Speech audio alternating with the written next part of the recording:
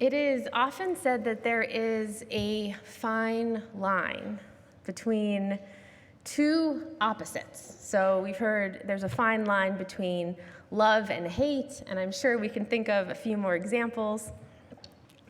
And what we mean when we say this phrase is something is really intensely one thing, and then unexpectedly we realize it's turned into the opposite. In the Torah's complex and multi-layered creation story, there is a fine line between power and vulnerability. On the one hand, we witness a God who displays awe-inspiring raw power through the creation process. God manipulates the universe with seeming ease, almost like tiny pieces on a game board. There's a void in the beginning, there's a void of unformed darkness, and God separates out the light from the darkness, and God separates out land from water, and then divides large bodies of water and creates all the living beings that populate the earth. This is an unforgettable entrance onto the stage by a powerful God indeed. But the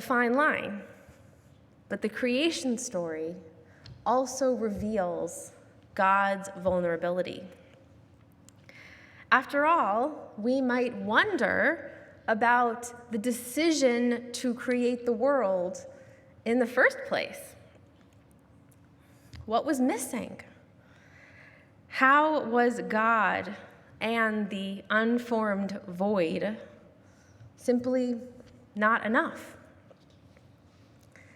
And on top of the need to create the world, we might wonder about the creation process itself, which does not seem to be the ordered work of an omnipotent and omniscient God who is all-powerful and everything goes exactly as planned perfectly. Rather, creation proceeds in fits and starts, with what we might even call God engaging in a reflective and self-evaluative process. For example, we can pick many of the days of creation. At the end of the fourth day, having just created the cosmos and separated light from darkness, God looks upon this in-process scaffolding of the universe and decides that it's good. Vayar Elohim ki tov. And so too at the end of the fifth day, God saw that it was good, decided that it was good. At the end of the sixth day, having created humans, God famously evaluates and decides, V'hine tov me'od, and this is very good. I cannot help but notice that there would have been no need to pronounce any of the creations as tov, as good, or as tov me'od, as very good, had God already known with certainty that they would be. Of course it's good, of course it's very good. Now, classical rabbinic commentators like Ramban and Sforno interpret God's pronouncement, it is good, as meaning essentially all is going according to plan, which fits in very well with traditional theology. But I'm not totally convinced. I like to think that God's creative style might be more dynamic and interactive even. God also gives up power in creation. It's one of the reasons why I like to think that this is God's creative style.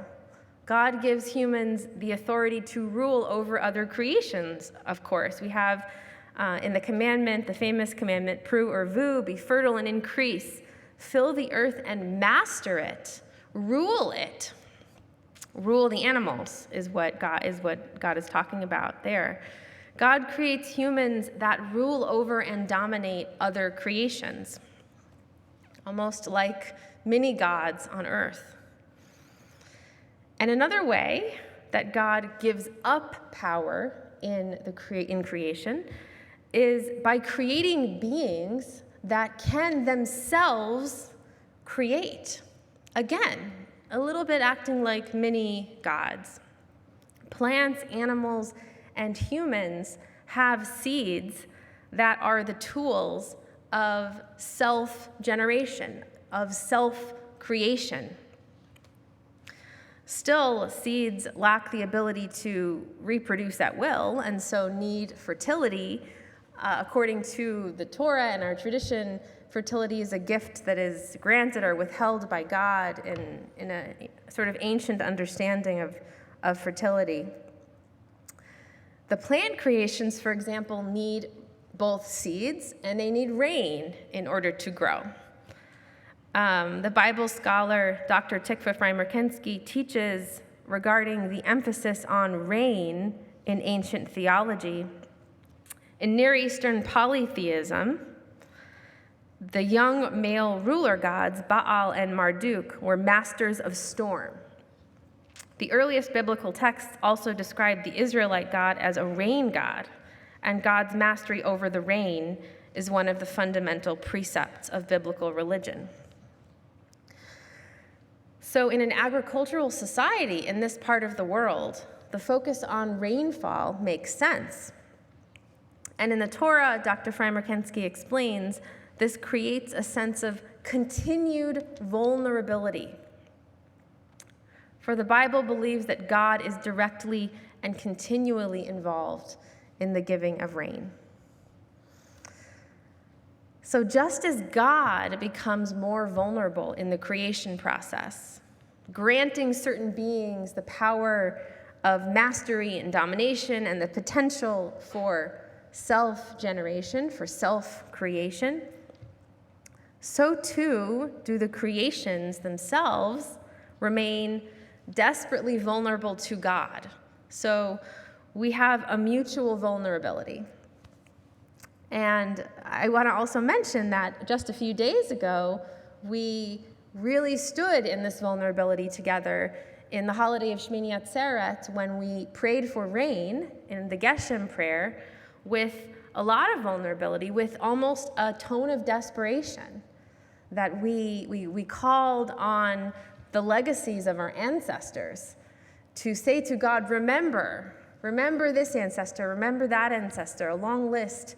And by their virtue, on their account, we really begged God for the rain that we need. We are vulnerable, and God is vulnerable. It is perhaps a challenge to accept that we are vulnerable, and for some of us, it might even be more of a challenge to accept that God is vulnerable. But I have always found comfort in the idea that God is limited. This has allowed me some peace as I have grappled with the toughest questions of understanding the existence of evil in the world and suffering. So in tracing the theme of God relinquishing power through the story of creation, and especially in imagining that God chose to become more vulnerable in order to create us, in order to create the world, I have found a new lens through which to be in relationship with God. We are together in our shared vulnerability. Of course, in our Torah, human power does not approach the magnitude of divine power, but if our shared power in creation makes us into something like mini gods on earth, then our shared vulnerability also makes God more beautifully human. We don't have the same stakes as ancient Israelite society, but thousands of years later, we too live in a precarious relationship with our natural world. And so I hope that we find some comfort in remembering that our vulnerability is shared, maybe even with God, and certainly with each other.